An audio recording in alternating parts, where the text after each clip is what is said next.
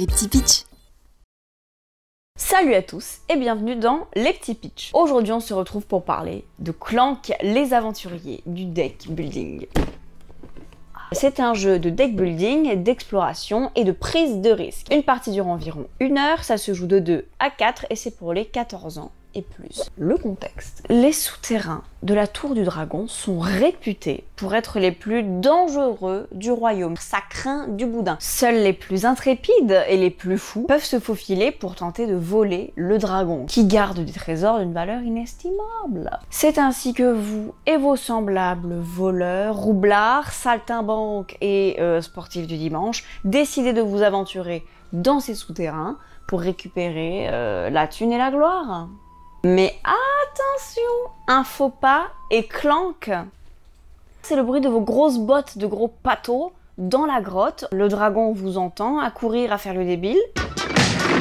Soyez plus discret que vos camarades pour tenter de revenir vivant et raconter vos aventures. C'est quand même plus sympa que d'être mort. Le but du jeu, revenir tout en haut du donjon avec un artefact et le plus 2 points de victoire. Donc Clank est un deck building. Qu'est-ce que c'est que le deck building? Tous les joueurs commencent avec les 10 mêmes cartes et c'est avec vos achats de cartes au cours de la partie que vous allez enrichir votre deck et construire votre propre stratégie et vous créer une personnalité. Donc vous allez explorer et tenter de revenir. Tout ça grâce à votre deck. Il y a 3 ressources, les compétences, les épées et les bottes. Les compétences vous permettent d'acheter des cartes pour enrichir votre deck. Les épées vous permettent de zigouiller du monstre allègrement et les bottes vous permettent de vous déplacer. Une botte égale une case de déplacement.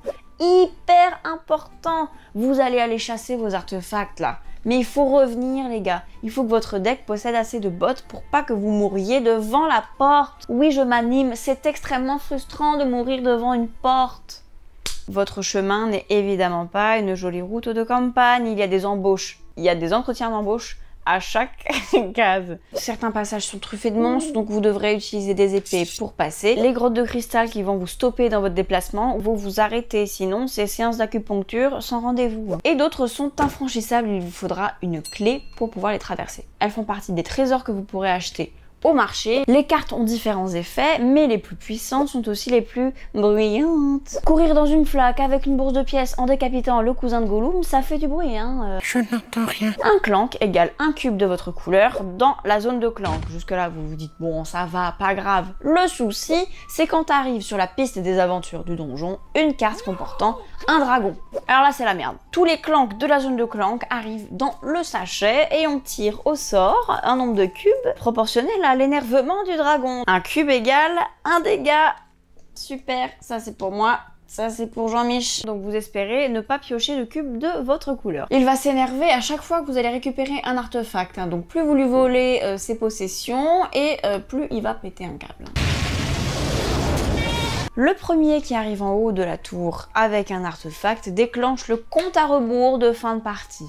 Tintin. Ça c'est Netflix, ça n'a rien à voir. Il restera donc 4 manches aux autres joueurs pour se dépêcher et remonter avec leur artefact. Sinon le dragon les mettra hors combat. La partie s'arrête une fois que tous les joueurs sont rentrés à la maison ou sont hors combat. Si vous arrivez à monter jusqu'à la surface, vous compterez vos points. Vous n'aurez juste pas le bonus d'arrivée, hein, de ceux qui ont vraiment réussi la mission. Par contre, si vous êtes encore dans les profondeurs, mais là vous êtes mort, personne ne va venir vous chercher, hein. Et c'est comme si vous aviez pas joué, on compte pas vos points. Donc viser la lune, ça ne me fait pas peur, certes, mais il faut revenir. Les fins de partie sont stressantes, hein, y a pas photo, vous courez pour votre vie, littéralement. Les artefacts les plus puissants sont aussi ceux qui sont cachés le plus loin, et donc ils vont être le plus compliqués à récupérer. Vous allez donc devoir adapter votre stratégie et votre deck. J'adore l'enjeu du stop ou encore viser le jackpot mais prévoir beaucoup de bots pour pouvoir remonter ou prendre les petits trésors et les petits artefacts pour remonter plus vite et faire courir tous les autres derrière. Est-ce que vous voulez jouer courageux ou petit?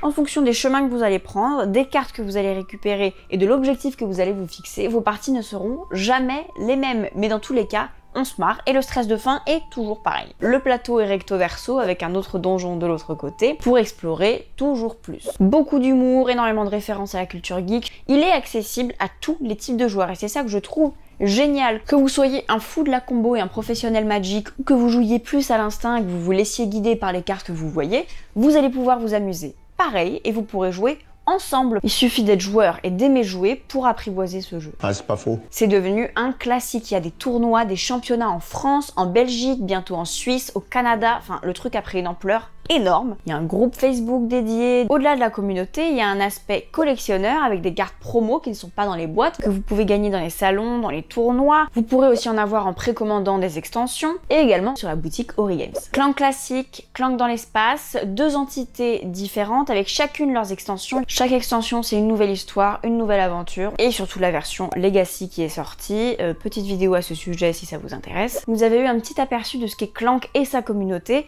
Nous, ça nous ferait vraiment kiffer de vous faire une vidéo sur l'ensemble du parcours Clank, les extensions et tout l'univers. Dites-nous en commentaire si ça vous brancherait. En tout cas, j'espère que ça vous a plu et que ça vous aura peut-être donné envie de tester le jeu. Si vous voulez voir encore plus de vidéos sur les jeux de société, n'hésitez pas à vous abonner à la chaîne d'Origames. Ciao!